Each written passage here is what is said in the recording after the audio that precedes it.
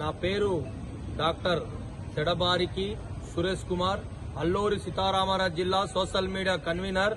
ఆదివాసీ ప్రజానికం తరపున, ఆదివాసీ ప్రజల తరపున నేను మీ ముందుకు వస్తా ఉన్నాను.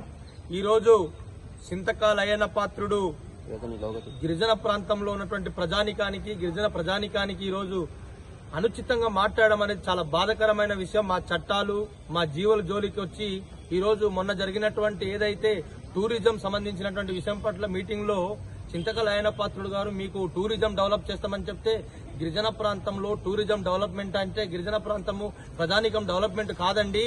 మీరు కూడా ఉన్నతమైనటువంటి రాజ్యాంగబద్దమైనటువంటి పోస్ట్ లో ఉన్నారు, స్పీకర్ పోస్ట్ లో ఉండి మీరు ఈ రోజు గిరిజన ప్రాంతంలో ఉన్నటువంటి ఆదివాసీ హక్కుల కోసం అని చెప్పి మీరు అలా మాట్లాడడం సమంజసం కాదు.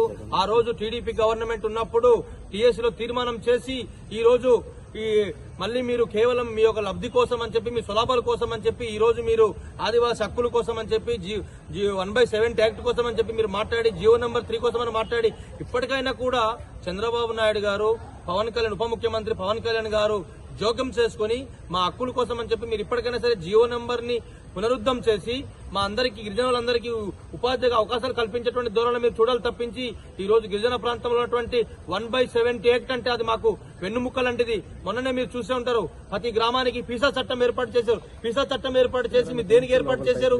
మీ భూముల్ని కాపాడుకోవడానికా, లేకపోతే మీ యొక్క అక్కడ మీ బినామీల్ని కాపాడుకోవడానికా అని చెప్పేసి మీకు హెచ్చరిస్తా ఉన్నాం.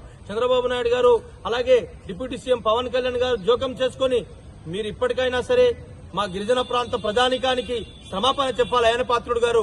ఎందుకంటే ఈ రోజు మా ప్రాంతంలో ఉన్నటువంటి మా అభివృద్ధి, మా 1/70 యాక్ట్ ని కాపాడాలి.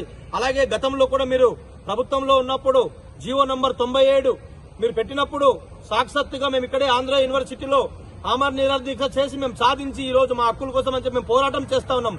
ఇప్పటికైనా గిరిజన ప్రాంత ప్రజానికం అందరూ కూడా మిమ్మల్ని మీకు ఏ రకంగా బుద్ధి చెప్పారో మీకు తెలుసు. మా ప్రాంతంలో ఉన్నటువంటి మీకు ఓట్లతో బుద్ధి చెప్పారు కాబట్టి ఈ రోజు మీ ప్రాంతంలో టీడీపీ గవర్నమెంట్ కి ఒక సీటు లేకుండా పరిస్థితి మీరు చూస్తా ఉన్నారు. అయినా కూడా మీకు సిగ్గు రావట్లేదు. ఎందుకో అర్థం చేసుకోవాలి. గిరిజన ప్రాంతం ప్రజానికమైన గిరిజన ప్రాంతం యొక్క బాగోగుల్ని మీరు తెలుసుకోవాలని చెప్పేసి మీకు హెచ్చరిస్తా ఉన్నాం. మరీ ముఖ్యంగా మీరు చేసేటువంటి పద్ధతులు మార్చుకోవాలి. గిరిజనులంటే మీకు చిన్న చూపు. డాక్టర్ బాబాసాహెబ్ మేమేం అడుగుతున్నాం, మేము డాక్టర్ బాబాసాహెబ్ అంబేద్కర్ కల్పించిన హక్కుల ద్వారా మాకు మా సంక్షేమాన్ని, మా హక్కుల్ని కాపాడమని చెప్పి అడుగుతా ఉన్నాం. అంతేగాని మీరు మా చట్టాలని, మా జీవోల్ని ముందుకు వస్తే బాగోదు. అలాగే మా జిల్లా కలెక్టర్ గారు అందరూ కూడా దృష్టిలో పెట్టుకుని రేపు ఎప్పుడైతే 31 తారీఖు జరుగుతూ ఉన్నటువంటి ట్రైబల్ టూరిజం కార్యక్రమాలు జరుగుతూ ఉందో, గిరిజన ప్రాంతం మ్యూజియం ఈ కార్యక్రమాలు జరుగుతుందో దాన్ని రద్దు చేయాలి. ఎందుకంటే దానివల్ల మాకు నష్టం జరుగుతూ ఉంది. అది టూరిజం డెవలప్మెంట్ అంటే గిరిజన ప్రాంతం అభివృద్ధి కాదు. మాకు ఉద్యోగాలు రావాలి, మాకు ఉద్యోగాల అవకాశాలు కల్పించాలి.